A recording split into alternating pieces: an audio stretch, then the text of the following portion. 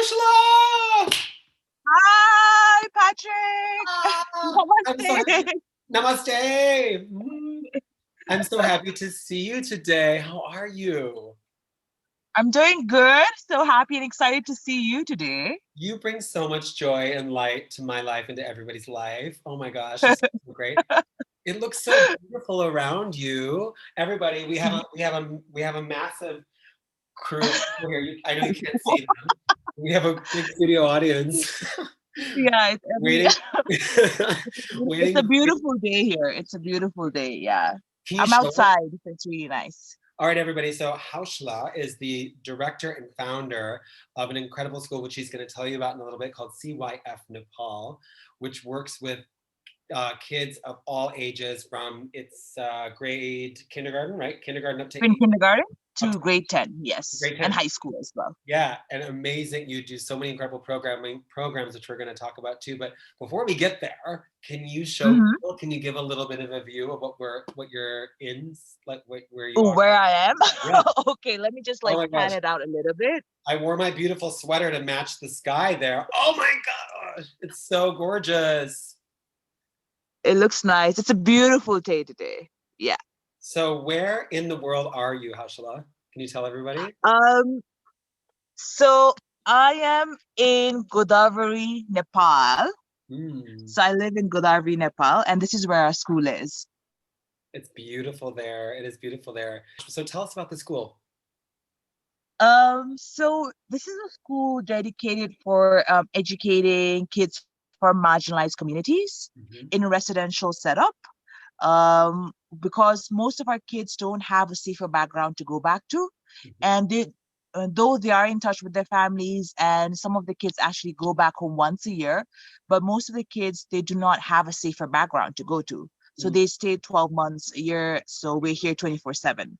Oh my God. And we have from kindergarten up to grade 10, and then we support high school and college as well, and we've been doing this for the past 12 years. Mm. And our organization is called Children and Youth First, CYF Nepal. Mhm. And we're based in Godavari, and we run a school for providing quality education for kids coming from marginalized communities. That's Haushala incredible. So everybody, how I met Haushala was through the magic of Instagram and online, and we both have a love for clothing swaps and, of course, sustainability and saving the planet. So it's no secret that Haushala is the swap queen and sustainable fashion queen of Nepal.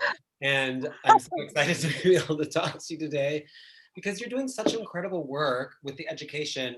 You do amazing educational programs of all different kinds, but one that I would really like to learn more about today is how you talk to your students about uh, overconsumption and overproduction and their impact that they have on the world from a very early age to past. Older age? Yeah, exactly. When they you know Yeah. move on from CYF. So Yeah.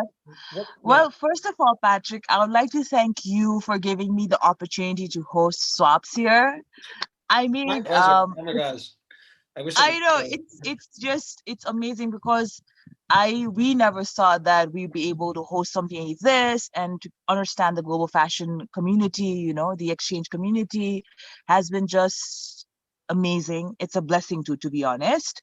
Like I'd never gotten that sort of opportunity before in my life. Honestly. So like when I met you and you said like yes, and we did everything, it's been Right. amazing. So I really thank you because you opened the GFX community just opened so many amazing doors to understanding fashion and sustainability. And then it just went on from there. It was Oh the my, stepping stone for me personally. wow. Oh I'd my like to gosh. say I'm that. so honored to know that. Wait, so let's talk about that for a second. So bring us back to the first clothing Mhm. swap. And because as you know, everybody knows that there's a lot to unpack with, it's not just a clothing swap, Yes. it's about why we're doing this. The clothing swap, of course, is just the exciting thing that happens along with that. But what was the first one like what was it like there? I wish I could have The been there. first one was, I mean, I'll be honest, me and my friends who volunteered were all nervous because we've never done this before. And in Nepal, and I think so, like in many countries, we still have we have the stigma around secondhand clothes and thrifting, you know. Mhm. And I think so just to sort of face that was a challenge. Yeah, But the first global swap was, I would say, it was a hit. I mean, we put a lot of effort. My friend beautiful. Dora, who's worked in the fashion industry in Singapore, she was really out there to help me, and volunteers, friends and family, and people who had never done this before attended, and it was like it opened the world to them about sustainability and fashion. Oh my God. So yeah, I'm very grateful for that, Patrick. I'm grateful for you. And what did the kids think? What was it like? What did the students? So when my senior students participated in the swap, Mhm. they were like shocked. They were amazed. Shocked in the terms that, because our kids, we come from a marginalized community, Mhm. we have this thing around like, oh, like secondhand thrifting is for people who can't afford clothes, or Mhm. swapping is for people who can't afford clothes, you know? Mhm. So that sort of mindset is always there. So the But the stigma. global swap community here has become, it's bridged that gap, you know, between these two communities, and people are swapping clothes with each other. So it became more of a, I don't know, I would say more of a soulful thing. And my kids were amazed to see, like, oh my God, like this person just came in, da da da da da, and Yeah, exchanged clothes here, and was like, had this conversation. And then even the swappers had conversation with our older kids, like, why do you want to do this? You yeah, know, in right. February, especially. Yeah, why do you want to swap? Like, you're so young, like, you know. And they were like, yeah, it's about our generation. It's about us. So that sort of like, our kids were very overwhelmed too, honestly, Oh my. with all the facts and figures. Oh, we can't blame them, right? I mean, we are overwhelmed too, Mhm. but it was just that them to understand the whole overconsumption was something, as I think, so as a student, it was a learning opportunity. Yeah. Oh my gosh. Like, first of all, I'm gonna start crying. Like, this makes me the happiest person in the world. I know, I know. What does that tell you about me, though? What does that tell you about me? It makes me so happy because, like, see, I'm getting flushed I because look at what, know. like, in just like two sentences, what just happened, like what you told me just happened. It created community. It unpacked and opened eyes to not just students, but people that came to participate in the clothing swap about not only what's happening in the industry, but it allowed people to kind of break down barriers, which is a very difficult. Exactly. Yeah, it just Exactly. yeah, it's a very Yeah. not an easy thing to do. And like I'm mystified. I'm not, I'm just I love that a clothing swap did that. It's like so great.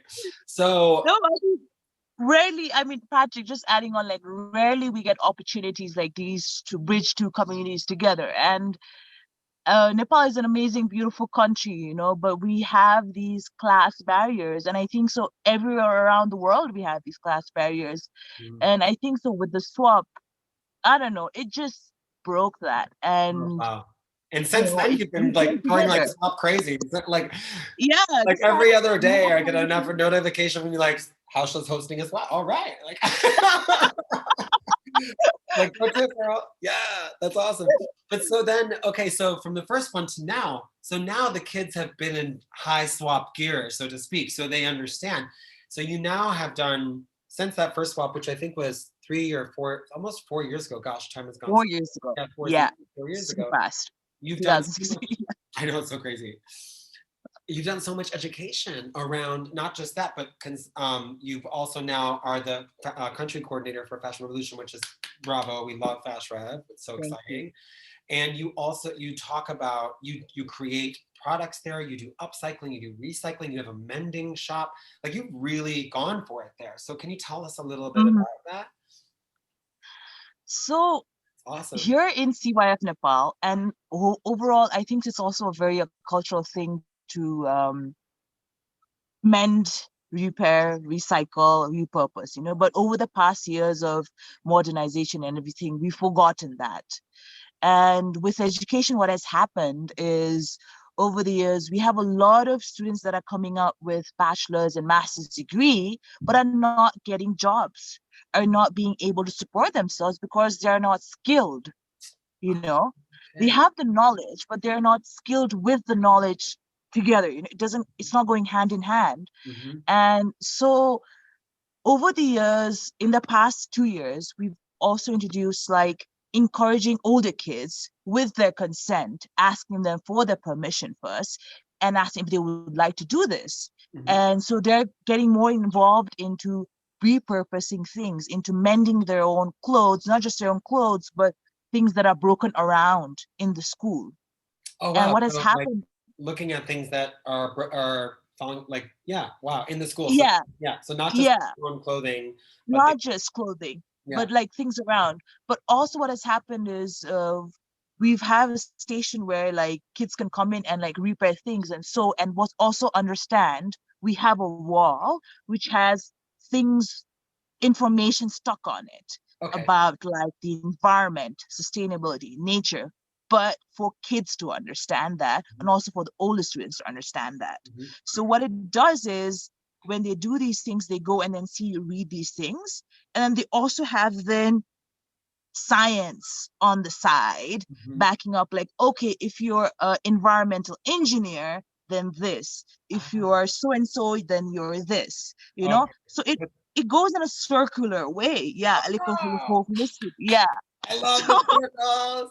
So it's amazing. So what you're doing is you're really like giving them that, I guess you could say, the granular experience, and as you were mentioning before, but then in a visual context, you're showing them how this connects to the wider world, to the wider community. So yes, how does not upcycling or not taking care of your clothing or understanding why it's important to not throw it away, or yes, so the material science aspect of yes, yeah, wow, that's yeah, that is really really huge. And yeah. what It's like giving dignity to what we already own that we think that is not useful, but giving dignity back to our clothes, to repairing, to mending, to making things dignified again. So that's what we're trying to do here. oh, so then going back to the beginning of the conversation, when you were talking about how barriers have been broken because everybody can now understand about swapping, for instance, and it breaks down Yes, class barriers. And then when you link that to, as you said, redignifying your clothing, those are two very powerful concepts, because those are, gosh, I've never talked about this before. Those are in essence deconstructing two major philosophical issues that are dumped on top of us whether we like it or not. a lot. No, That's I amazing. know. That is amazing. And Thank you. oh my god. Thank you. I mean, we never really thought about, I never personally thought about, oh, this is how, but like, Yeah. I don't know. I think so when we look things at more of things with soul and purpose, and I don't know, I don't know, it sort of, it filled in together, and we're learning by doing things. So yeah. So what, no, of course. And I mean, when we're, I guess it's amazing. I mean, you're a brilliant educator yourself, so it makes it's no surprise to me that this kind of happened Always naturally. learning, yes. Yeah, it no surprise to me that this just kind of happens with you because you're so brilliant. But like, I'd love to talk more about the long term effects, or not the long term effects, the long term of being able to um, program or is it even recondition or show these students at a very young age who, as you said, come from marginalized backgrounds or may have not ever had the opportunity to participate in this, because oftentimes, whether we are here in America or Minnesota or New York City or Latin America, we're kind of given stuff in the fashion industry, and we're kind of forced to deal with it. And that's kind of how the Yes. fashion industry runs. We're forced to really deal with Yeah, the exactly. crap from fast fashion, dealing with it beforehand and after, Yes. dealing with a crappy supply chain or people that aren't getting paid, or the this destruction from microplastics in the like we just have to deal with it. Yes. And so now you're empowering kids to deal with it in a different way. So what's going on? Yes. Yeah. So what's going on? And So yeah, what's going on with that? I would like to actually invite my student, if that's fine. Yeah, of course. Yeah. Okay, so should I come? Sushmita? Ah, yes. Oh my gosh, Sushmita's amazing. Hi. Sushmita. The other swap queen of Nepal has arrived. Hi. Hi. I'm So Susmita Gautam. nice to meet you again. Nice to see you. Nice So to meet you.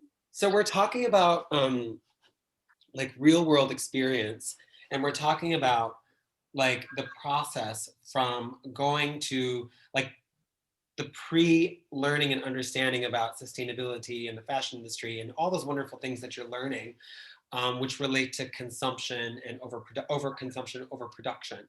And so, but from a very specific lens, which is the youth lens, which is something I don't really have anymore. My youth is gone. I'm kidding. But the point, for you, what is that? What is that like for you looking now at the world with these incredible tools in the position that you're at, having this knowledge coming from CYF Nepal, but you've also been to my hometown. You've been here to Minnesota, where I'm from. So can you just share a little bit about your story and what that's been like? Yeah. So Patrick, we couldn't hear because there was a bike passing outside. Oh, can I start that again? Do you want me to start again? Yeah, because we couldn't hear because there was a vehicle passing. But Oh, yeah, okay. can No you worries. repeat the question again, Patrick? Sorry. Yeah. No worries. We can cut it out. So Okay. we'll start it again. So 3, 2, 1. Okay. 3. So okay. Sushmita, hey! Yay! Hi. Thank you so much for joining us again. Oh my gosh, everybody, Sushmita is the other swap queen of Nepal. Yeah!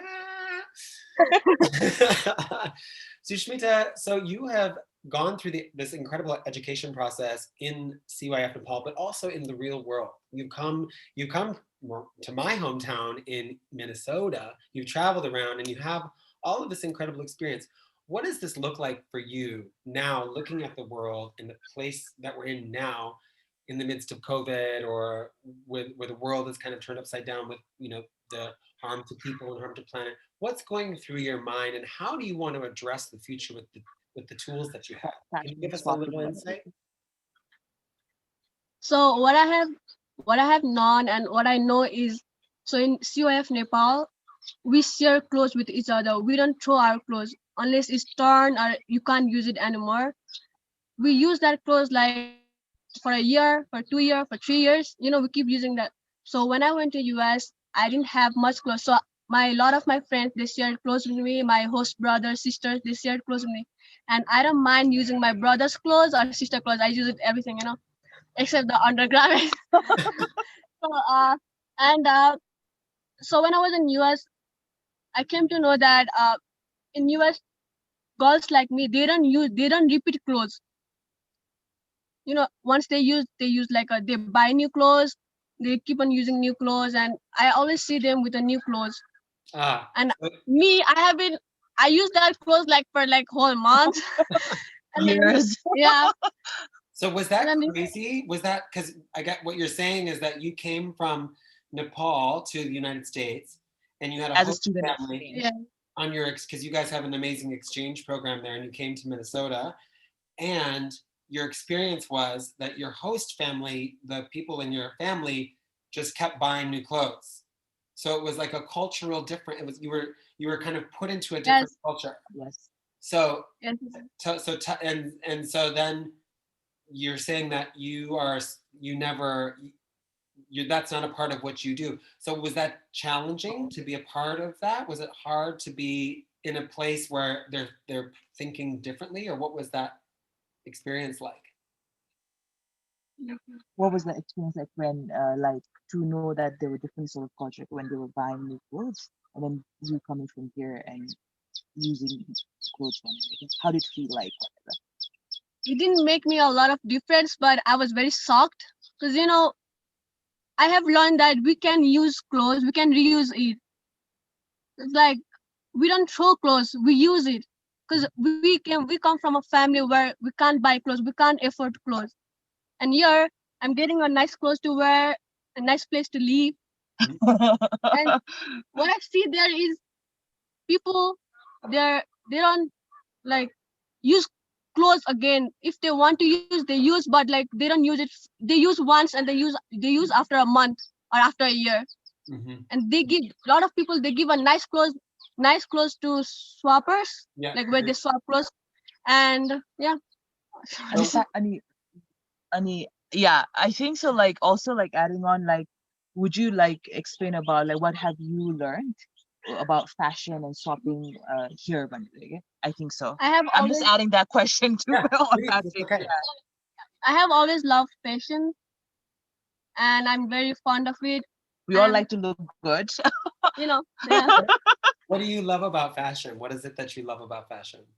um so in one place, I used to love to wear new clothes, look fashionable, and be like other girls, like go to with friends, show my new clothes and show off.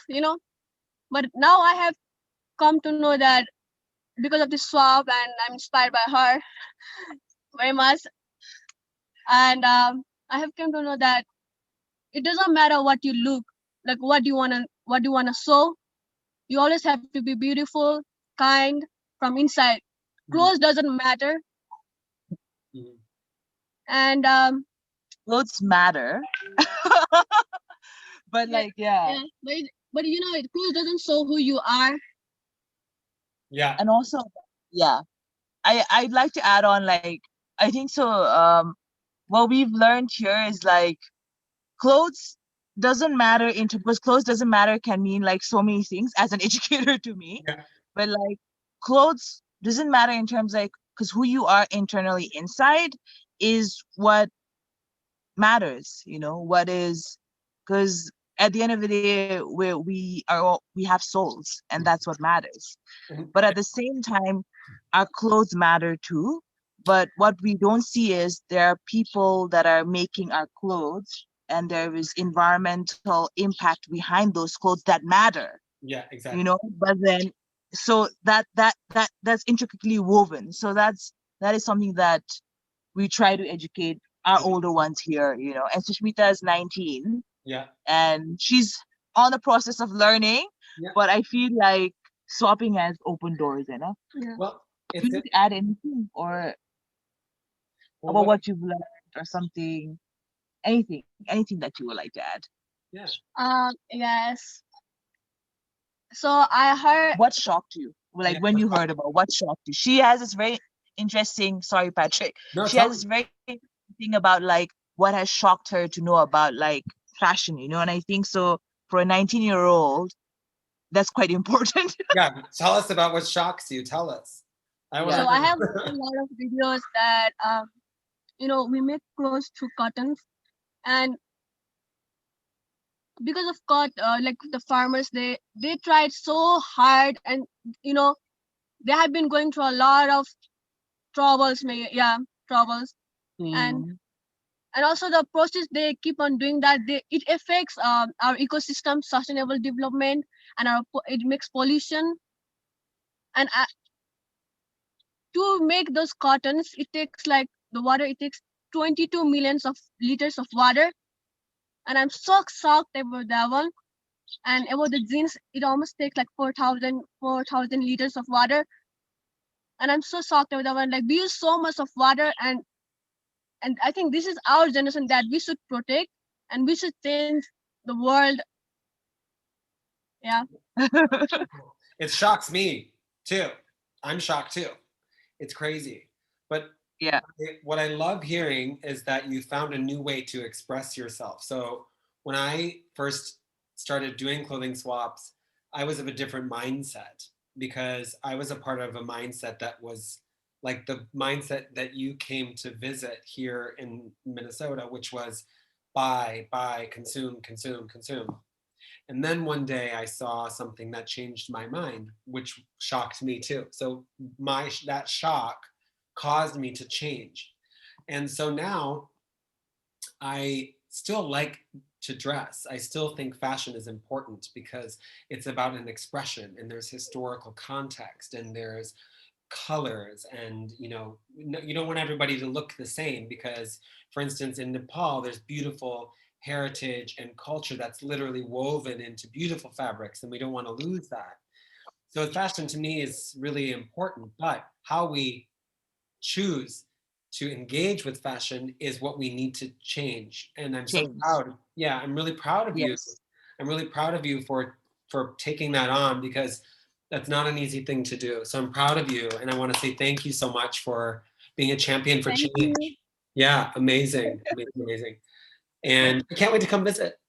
I want to come visit. Can't So wait to see you. yeah. So looking forward, what is, well, actually, not even really looking forward.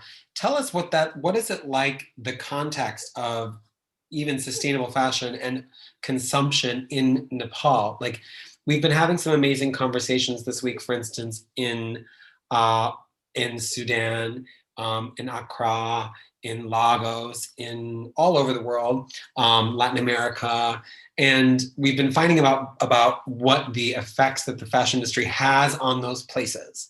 And for instance, in Accra, in Sudan, as an example, we learned that it's a dumping ground for fast fashion to just throw Yeah. their waste, take resources and deplete the resources and then not give back. So it's depleting and then giving waste, which puts the communities into peril. So as like the economies collapse and people don't, if their economy is based on selling clothing that's handmade in a market, well, that goes away. Like in the Sudan, we were having that conversation. So what is it like in where you are? What is the fashion economy, the space, and what is it like? Can you give us a little insight? In Nepal. Yeah. Mm-hmm. So in Nepal, I mean, sustainability, because of, I think, the United Nations SDG goals, a lot of things have amplified. I mean, Nepal has been, I mean, I think so because of the human rights acts and laws, and because we have fair trade organization registered in Nepal, and we are a part of WTO, World Fair Trade Organizations, but also part of fair trade, that has really helped to keep in check of making sure that it's not just ethically made, but it's a circular thing, But at the same time, what has happened over the past few years is that there has been very less monitoring of, are these fair trade really fair trade? Yeah. And so that's been quite a challenge and debatable over the years. But with the whole sustainability thing, it has really picked up in Nepal. But what I've seen is, which is very, very interesting, is we have seen that a lot of people are coming with innovative ways of connecting sustainable fashion with sustaining, and this is something that I really thank. In Fashion Revolution, we had an educator who she talked about, it's not about sustainability, it's about sustaining. And those are the cultural practices that Nepal has had for years of sustaining. Regenerating. So Regenerating, actually. Yeah, exactly. yeah, and natural dyeing and things like that. So these things were not given much importance before, like natural dyeing or having nettle plants, which we call tisnu, these were like regarded as like, oh, this is because we have casteism in Nepal, this was regarded as like, oh, this is for not for the higher caste, for the lower caste, things like that. But because of these sustainable goals, in a way, I personally feel these barriers, like the swap, has changed and has helped. So it is going in a progressive way, is what I see it as, because it is more attached with the cultural knowledge and heritage of it. Yeah, that's amazing. So, but are there, like, in Nepal, is the same kind of culture around fast fashion like it is in Europe or the United States, or is it like that there, or are people starting to say? It is picking up. It is picking up. I think so online these days, like there are very super cheap clothes that are on Instagram. Like we see ads. The scary part is some of these ads we say they're saying like, oh, because thrift has become such a buzzword and people love the word thrift and it's cool. People have started putting like thrifted, buy from a thrift store, but then you see these are not thrifted clothes. These are brand new clothes. Oh, wow. So And they're just putting brand new clothes in a thrift store trying. yeah. So that is Wow. still like, that is a huge problem. And because Nepal is in between these huge superpower countries, China and India. Oh my God. And yeah, so we are in this place where we get access to very cheap clothes All the time. and where there's no accountability. Oh, So we fear that it can be, Nepal can easily be a dumping or an experimental ground for fabrics yeah. or cheap. And then yeah, the younger generation are buying this because, of course, who doesn't want to look good? You know, Right. who doesn't want to look good? And it gives confidence to people. Wearing good clothes has given confidence to people, Mhm. especially to women. But the thing is, the impact of it is not as much talked about, so it is becoming a problem. Let's talk about women. Let's talk about the women and the human rights aspect of it there. I think that's a really interesting thing too Mhm. to talk to you guys about. So with the production that's happening in Nepal, because there is a lot of production that happens there, Yeah. what are and you're talking about the transparency for these fair trade organizations. For you, somebody who's a part of Fast Rev and you're on the ground, can you tell us a little bit about what that's like? Are people, on the most part, getting paid fair wages? Are they safe? What are the factories like? Can you give any insight to what that's like? Well, I feel like there have been few factories that I've visited, Mhm. and I found that most of these factories are under the human rights, are following the human rights labor standards, Mhm. and are also following the ethical standards. Mhm. And I've met with people that are making the clothes who have been paid fair wages, who Mhm. have been paid fair wages, but Mhm. what has happened is, like I said Always a before, but. There's always a but. there's always a but. So what has happened is, but then there are also, like, I've seen few brands that call themselves like sustainable or ethical or made in Nepal, but they are not following these standards, or they do not have these. So that's become a huge problem. But the problem has also come down into consumers, because we don't have access to these information. It's only been, I'll be very honest, it's been probably less than 10 years Mhm. that we've had access to these sorts of education. Like, this generation has that access, but you have to have the interest to find that Mhm. Yeah. information. Yeah. you Yeah. know so there's that thing. And I think, so because of that, there's a lot of manipulation, and a lot of people who actually like make use of that, and like trying to make a lot of money by not paying Wages. people who make them, yeah, fair wages, or Yeah. not even making sure that they have a program that repairs, or you can bring it back to, if the clothes go bad, or if the chain goes bad, you can bring it. They don't have those things, and those kind of policies. Oh, makes me so mad. So yeah, it's overwhelming. And But but I you're feel hopeful. yeah, that's good. Optimism. But the thing Yeah, is, yeah, okay, so what is so interesting is that, and that I love, is what you just said was that you pointed out the issue and the problem, and you said they don't have access or knowledge to a repair studio or a repair station or a repair shop. So your solution, which is amazing, is empowering the incredible students that are at your school by teaching them this is a repair shop. We're going to have a repair. This is how we're going to do this. So what's amazing is you're addressing this massively systemic issue by pulling in the youth culture and teaching them at a very young age in a way that's optimistic and positive, and basically giving them the tools and the skills very early on, so it reprograms them, so they can have when they are taking steps into the yes, world, they then have those incredible skills, so they get to say, we're going to do it like this, we're going to do it like that. And that is really hopeful. That is really important, because that thank addresses, you. yeah, that's incredible. That Yeah, addresses thank so, you. these, these guys will be the studio ones audience, to, yeah. Like my studio like, our audience. trees, our birds. The trees and the birds. I know Our I can trees hear and the our birds. birds. They're so cute. Yeah. Yeah. So, I mean, I'm so excited by all of the incredible work that you're doing. Let's talk about what's next. Now let's talk about the future. So Mhm. what is not even the hope. I don't want to know the hope. What do you want to do for the future? Because hope is amazing. We need hope. Yes. But hope is an action. What actions do you want to take? Well, for me personally, I think I don't know. As an educator, I feel the action is policy change.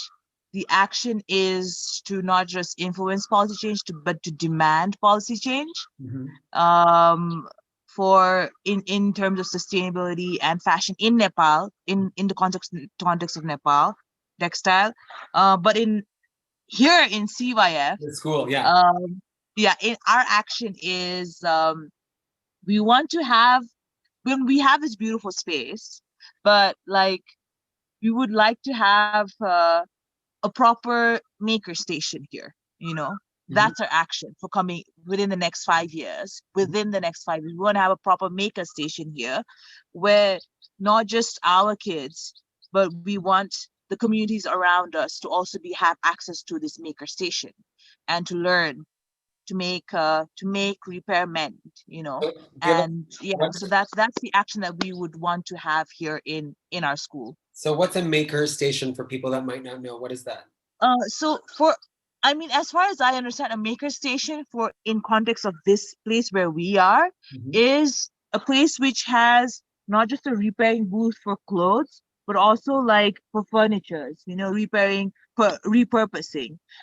Also has uh, a small electrical wiring where you can learn to like fix small electric wires, because what we've Yeah. seen is we celebrate big light festivals here, Oh like yeah. we Diwali, Tihar, we call it Tihar here, Mhm. and in India we call it Diwali. So we have lights, but then every year these lights go out. Okay. Like people buy these small trinkets, and then next year those lights don't work anymore because it's Ah, super cheap, so much waste. right? Yeah. And it's plastic, and then people just throw it, and then usually like we get a lot of these lights in our we have an outdoor learning space which has a small stream. Mhm. Over there we got every year, once a year, we collect like bunch of lights Mhm. because people just throw them. So we feel like in this maker space, if we have if not just kids but people from the community learn to do electrical things, small things, like this is what the maker space will help, is to not just make things and get yourself skilled, but like I said in the beginning, giving back dignity to clothes, to things that we own, like taking them as dignified because it is made somewhere. Yeah. And And by you know, these, by so that, hands. yeah, so that's the action that we'd like to take this within the next 5 years Let's here. do it. Oh my gosh, amazing. Well, if anybody can do it, you can, and we'll be there right there with you. Right, everybody? That's Yes. right. Well, you guys, I know you have a very busy day ahead of lots of learning and education and amazing work and beautiful things that you're going to be doing. So we're going to keep up with you. Um, but I want to say thank you so much for everything, and keep going and keep being champions for change. And we're going to include some links for people to see how they can participate in helping you build the school. So Thank you so much. yeah, of course. Our pleasure, our pleasure. So everybody that's watching, at the end of this video and included in the links when we drop it, is you'll be able to connect directly with Haushala and the school and learn about how you can make a difference with CYF Nepal and with Haushala and with these incredible students. And Thank you. yeah, of course. So Thank you so much. Thank you, Patrick. don't Thank you so much for thank, having us. don't thank me. It's you. We need to thank you. Thank you. Thank you. All those. You have 86 students. Is that correct? 86? Yes. Okay, well, 87 because I'm one too. Yes. We're all learning always. Yeah, for sure. And lots of love and namaste. And we're gonna check in with you guys really, really Thank soon. you so much, Patrick. I Have a can't wait for wonderful your day. next swap. Namaste. Yes. Okay.